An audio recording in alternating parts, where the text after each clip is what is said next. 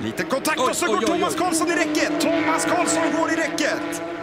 Även Bergström försvinner ut till högerkanten efter kontakten då med John Magnussen. Да, смотри, здесь было и то, и другое. Немкин немножечко здесь начало его машину раскачивать в эсках. Он сбросил к нему падать. Что здесь у нас было? Виханский, Аршанский. Все нормально. Затем контакт. И посмотрите, Николай-то развернул Юрия. Вот так вот, друзья. Едва не было здесь... Conta do Velocitar. Olha só, a gente está revendo aí. Toque do Frigoto ali com o Tuca Antoniazzi. Exatamente, olha, ele deu uma atrasadinha ali não na saída. Abasteceu. Vamos rever? Vai dar muita discussão. As câmeras...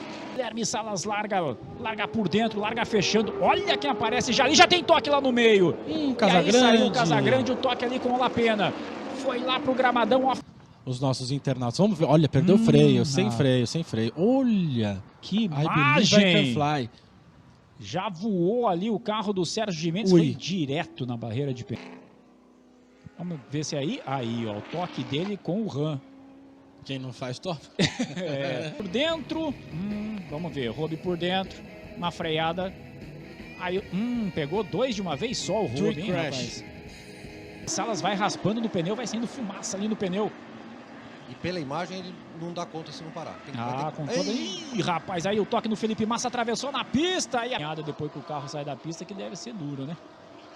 Olha só, aí na curva 2. Não, aí é a saída da mata, a curva da mata. Tem uma história curiosa, porque assim, a Kral Racing veio para a prova e não precisou.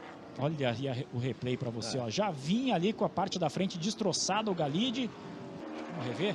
O que tem de imagem bacana para a gente ver? Aí o carro da Blau rodando é o carro do Christian Ram. There's no question there that he just stuck his nose in. And you can see him locking up. The inside, Kent on the outside. For third, it's close as well. But Bradley Kent goes around the outside and there's contact. Bradley Kent is off. Toby Byrne is sideways. Dan Kirby gets the lead of the race. Dan by Kirby to the inside. He's not going to get second, surely. No, not quite. It's Lewis Kent into second. There's contact. Jack Constable is sideways in the gravel. And he's going to collect Will Butler as they go up the hill. Butler backwards. Let's hope no one collects him again as he spins and spins up the hill. At the front there, we're going to see all the tires already off. The car into the fence. My gosh. But something came off there. Part right there. Yep. That looks like brake rotor, though, bouncing up against the wall. Yeah. Yeah, there you go. So the rotor comes off, and that cuts the tire down. Both of them. Oh, wow. Two separate situations. I don't think I've ever seen that before. So that's two brake issues on the Stewart-Haas cars. We heard Harvick complain a little bit today about his brakes as well. A little contact right there, just turns his car sideways down the front straightaway. Just, wow, right, really close there for Mills in the 5. We talk a lot. Look at the rear tires off the ground. Tire off the ground. Well, I was going to say, we talk a lot about the racetrack and keep it up and how great it looks. Remember, 10 years since a NASCAR race has been here, but softball. Yeah, Jay got up the racetrack and got into the 17 of Joe Graff.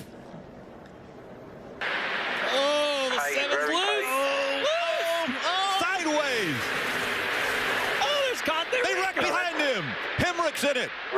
So Michael Annette, Austin Cindric up into the wall hard. Caution is out. Caution is out. Oh, the 18 sees what's happening in front of him and tries to run low off the track to avoid, you know, getting into anything that's happening in front of him, and just really maybe Sieg.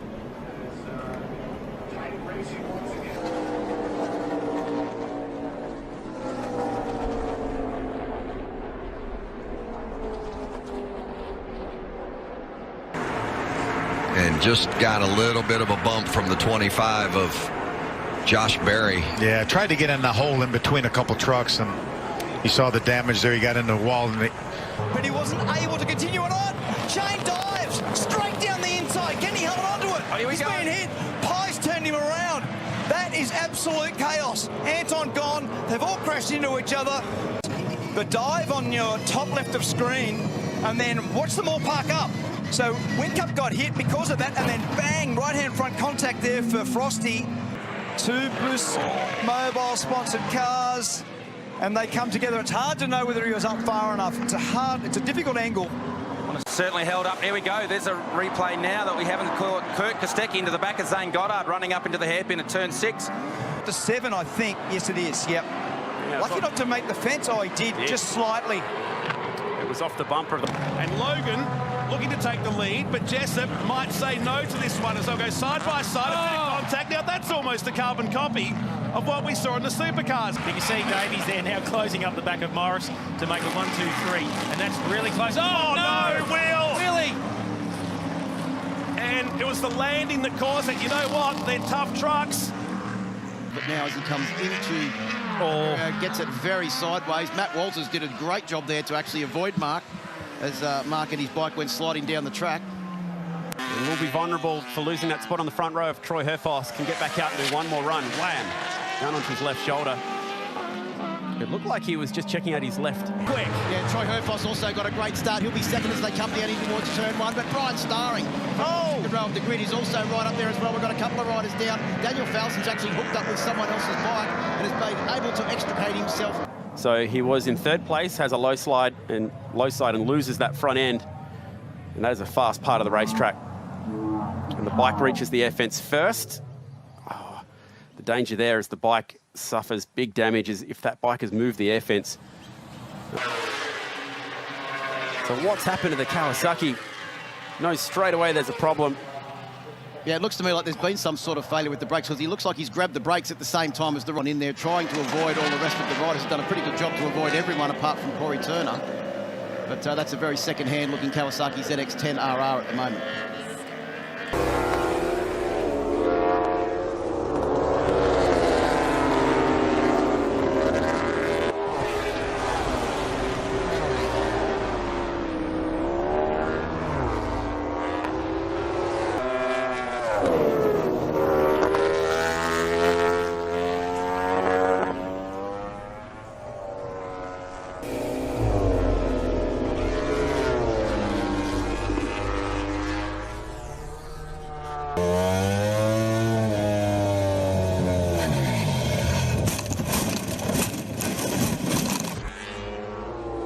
It's incredibly tight, and you've got that kicker. It'd be nice to see what happened before that. Both blaming each other by the look of it. Of course they are. By that, this is Salvador. Look how fast they are over the top, and he just drops out. Yeah. Not the...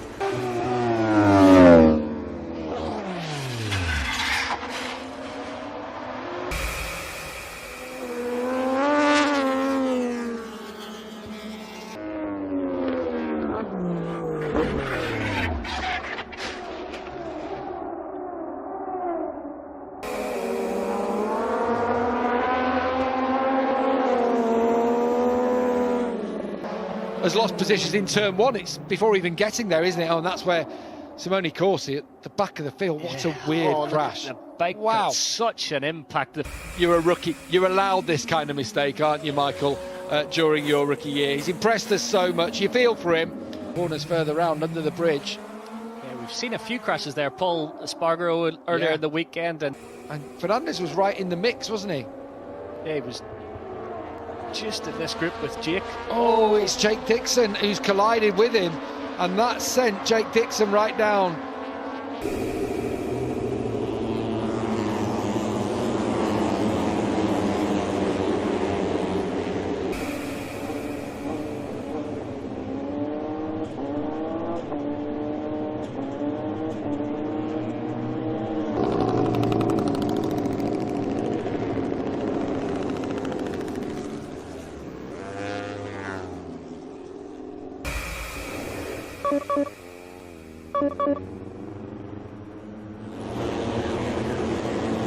Was cruising around that long lap loop, and this is the last corner collision. Oh, he's had a little bit of assistance there from Jaume Macia on his inside. Impressive bike handling skill from Pedro Acosta. There's a lot of talk, isn't there, about him moving up. Oh, and he's gone down. That's Rodrigo. That's Gabriel Rodrigo. So this is the long turn 3, change direction through 4. So you're on the side of the tyre here. Oh, he's actually lost it on entry. That's That's strange. You stand on the rear brake a little bit. It looks like Fenati sees a gap open up and he tries to squirt it up the inside and hits the side of Dennis Onju. So in sympathy, as they head down the straight, we've got past the halfway point of it. 14 down, 13 to go. As Acosta again. Oh, there's going to be another crash, and Mazia's gone down. The machine of Stefano Nepa just loses the front.